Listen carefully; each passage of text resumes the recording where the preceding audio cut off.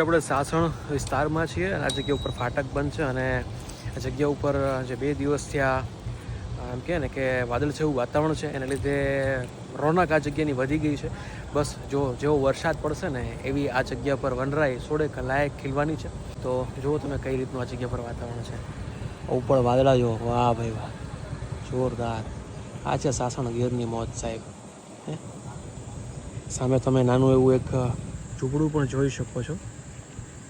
આ બધાની અલગ મોજ છે યાર. અને આ બધી મોજ તમને છે ને સાસણગીર જેવા વિસ્તારમાં મળે જે જગ્યા ઉપર બધી લિમિટેશન્સ હોય છે અને લિમિટેશનના કારણે જ આ જગ્યા ઉપર આ બધી વસ્તુઓ જે છે એ સચવાઈને રહી છે. લીલોછમ વનરાય આપ જુઓ, ઝાડવા બધાય જોરદાર. અને એવી જ જગ્યાએ સામે એક નાનું એવું ડેરું આપણને જોવા મળે છે. વાહ, જય હો જય હો જય હો જય હો જય.